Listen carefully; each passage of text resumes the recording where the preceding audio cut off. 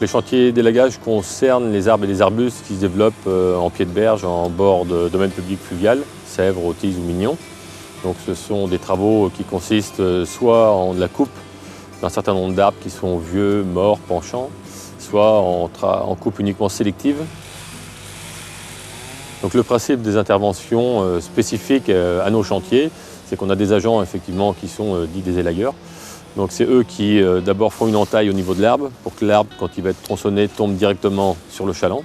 Donc premier chaland où on va stocker le bois et les branchages, on va le débiter un petit peu. Ensuite on a un second chaland équipé d'une grue qui reprend la totalité des branches et des troncs. Et puis les emmène sur la rive opposée où là l'attend le camion avec la grue qui reprend la totalité des branches, des bois. Et ensuite, une fois à terre, on sépare le bois valorisable pour faire du bois de chauffage. Et ensuite, tout ce qui est branchage est utilisé pour faire des broyats.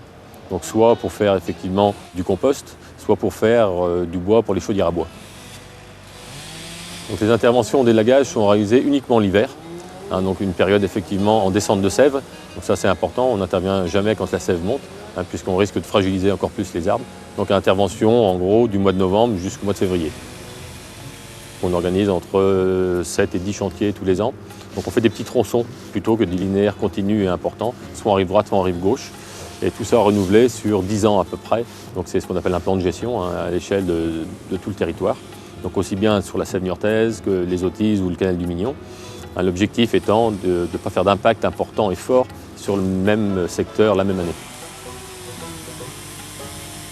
Les arbres vieillissent, donc pour éviter qu'ils tombent dans la Sèvre, viennent obstruer les barrages, les écluses, il faut les couper avant qu'ils tombent. On a des coups de vent importants sur des arbres qui sont déjà penchants, donc ça contribue à ce qu'ils tombent là aussi. Et quand ils tombent, généralement, les arbres, ils emmènent avec eux tout leur système racinaire et ils dégradent aussi la berge, ils emportent une partie de la berge et quelquefois de la route.